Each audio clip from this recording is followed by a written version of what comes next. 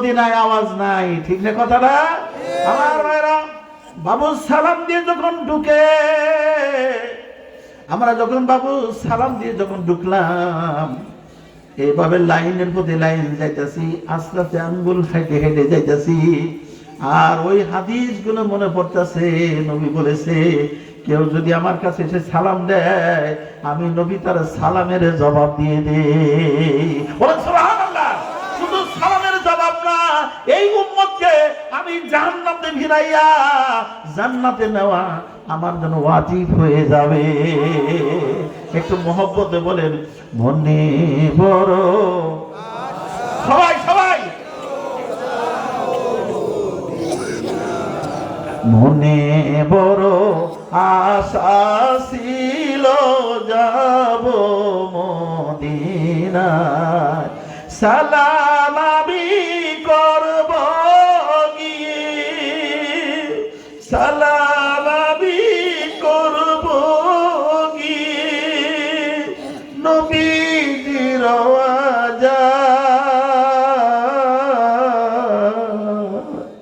মনে বড় আশা ছিল, যাব মদিনায়। বলে, মনে বড় আশা ছিল, যাব মদিনায়, আরব সাগর পারি দিব, নাই গো আমার তরি,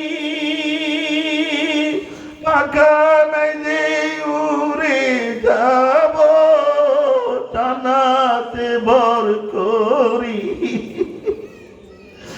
আরব সাগর পারি দিব, নাই গো আমার তরি, পাখা নাই যে উড়ে যাব, টানাতে ভর করি, আমার আশায় আছে সম্বল নাই, আমার আশায় আছে সম্বল নাই, করি কি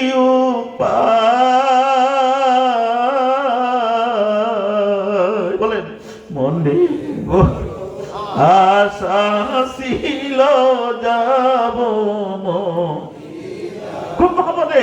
আমার ভাইরা, যেই নবী উম্মতের জন্য কোটি কোটি কোটি বছর কাঁদছে, বলেন সুবহানাল্লাহ।